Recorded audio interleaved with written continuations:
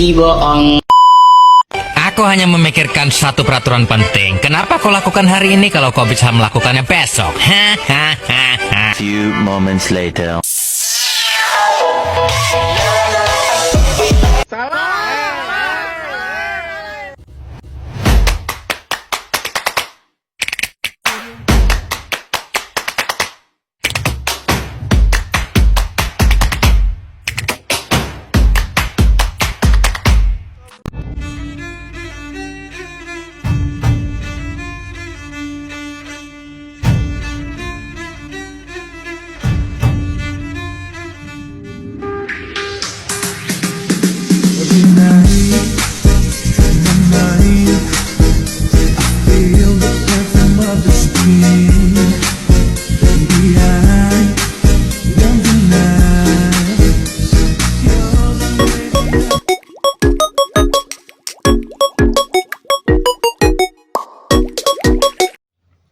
Assalamualaikum warahmatullahi wabarakatuh.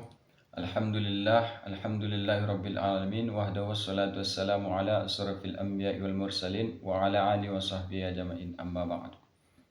Langkah yang pertama dan yang paling utama, setinggi puja sedalamnya rasa syukur kita, marilah kita panjatkan kehadirat Allah Subhanahu wa taala yang telah memberikan kita beribu-ribu nikmat, di antaranya nikmat kesehatan dan nikmat kesempatan, sehingga kita dapat melakukan aktivitas sebagaimana biasanya.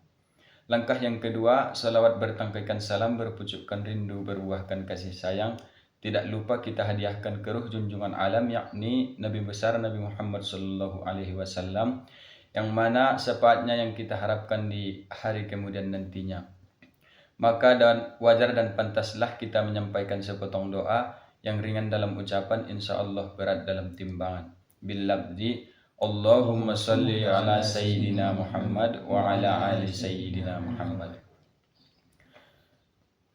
Perkenalkan, nama saya Sultan Samora dengan NIM 2524096, dan di samping kanan saya, perkenalkan, nama saya Ahmad Derobi dengan NIM 2524102, dan di samping kiri saya, perkenalkan, nama saya Andra Aryasena dengan NIM 2524094. Kami dari Fakultas Tarbiyah dan Ilmu Keguruan, Prodi Teknik Informatika dan Pendidikan Teknik Informatika dan Komputer, kelas PTIK 1C, akan membahas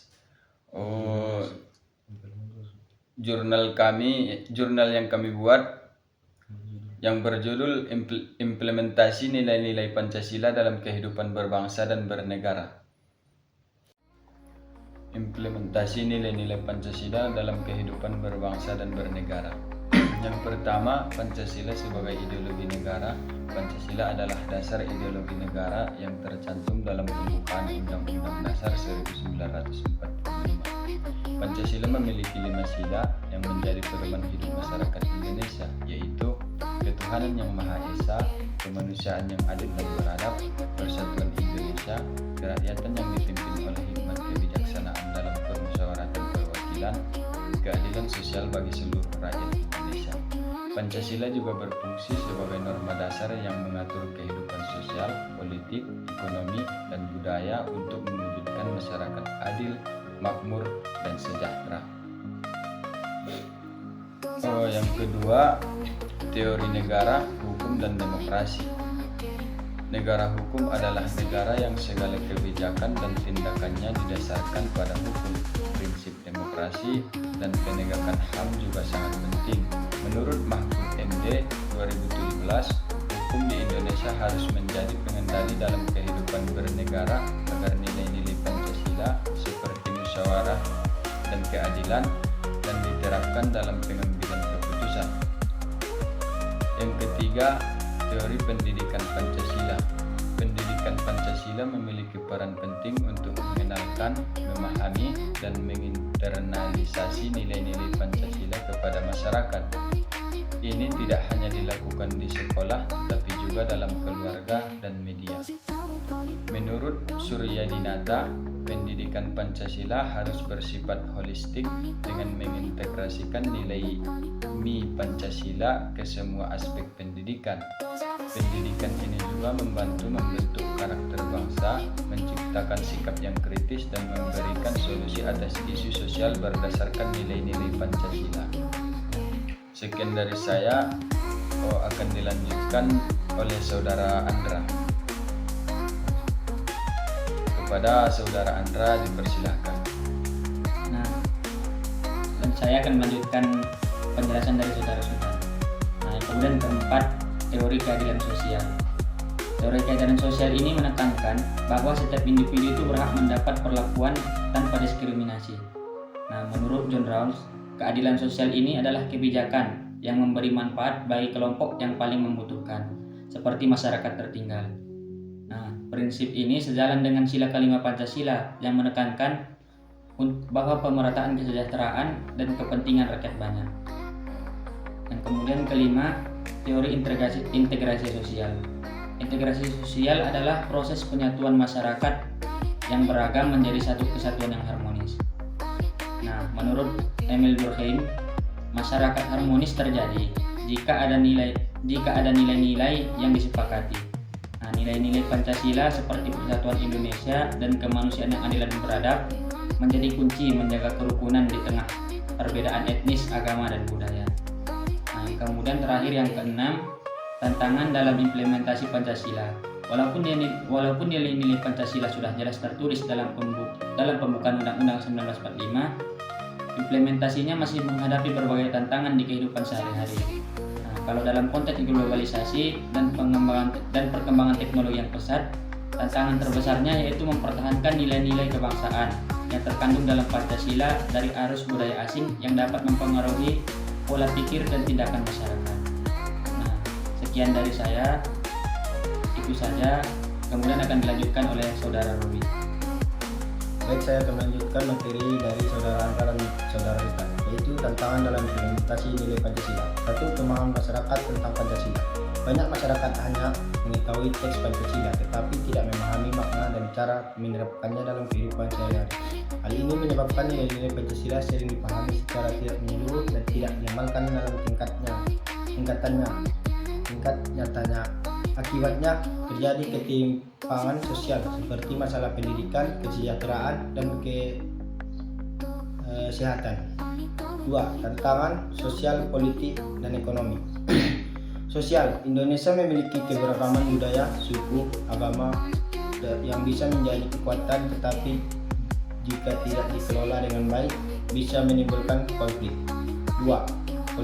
Politik identitas semakin kuat dan memicu perpecahan secara kesulitan dalam mencapai kesepakatan bersama. 3. Ekonomi, ketimpangan ekonomi masih tinggi. Sebagai besar kekayaan dikuasai oleh segelintir orang sehingga kesenjangan sosial tetap terjadi. 3. Pengaruh globalisasi.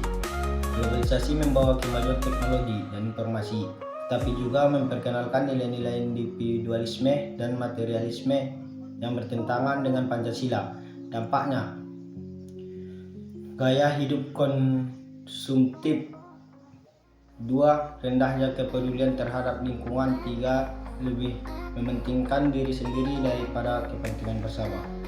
Pancasila harus menjadi filter agar mempengaruhi negatif di globalisasi bisa diminimalkan. 4. Peran pendidikan dalam penguatan nilai Pancasila.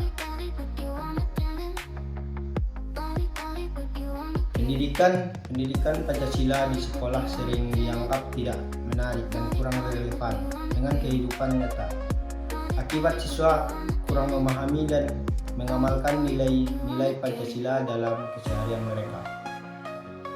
Pendidikan yang lebih menarik dan praktis dibutuhkan agar Pancasila bisa dipahami dan diterapkan secara efektif.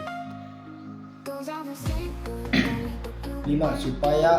Upaya-upaya yang diperlukan untuk mengoptimalkan implementasi nilai-nilai Pancasila. Untuk mengoptimalkan implementasi nilai-nilai Pancasila diperlukan berbagai upaya yang melibatkan seluruh komponen bangsa. Pemerintah perlu menciptakan kebijakan yang berpihak pada keadilan sosial, mengurangi ketimpangan dan mengutamakan kesejahteraan rakyat banyak. Upaya tersebut dapat dilakukan dengan memperkuat kebijakan afirmatif untuk kelompok-kelompok yang terpinggirkan serta mengedepankan transparansi dan akuntabilitas dalam pengelolaan anggaran negara. Mungkin cukup sekian penjelasan artikel dari kami, yaitu yang berjudul tentang implementasi nilai-nilai Pancasila dalam berbangsa dan bernegara. Kami akhiri dengan kalimat permintaan maaf. Tiada gading yang tak retak-retaknya itu jadi ukiran. Tiada laut yang tak berombak-ombaknya itu jadi hiasan. Tiada manusia yang tak bersalah, salahnya itu mohon kiranya dimaafkan. Kami akhiri dengan salam. Wabillahi taufiq wal hidayah. Assalamualaikum warahmatullahi wabarakatuh.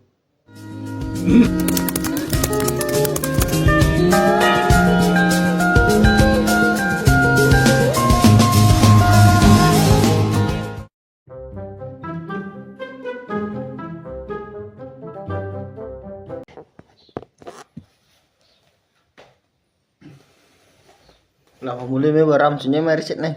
Tomate mah. Tomate. Ibu lagi. Akan dilanjutkan oleh saudara Robi. Udah Bu.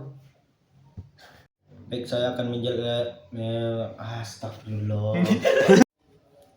Mungkin cukup sekian artikel astagfirullah. Mungkin cukup sekian yang dapat kami sampaikan tentang artikel kami, yaitu implementasi nilai-nilai Pancasila dalam berbangsa dan bernegara. Astagfirullah. Kami akhiri dengan sepatah dua patah kata.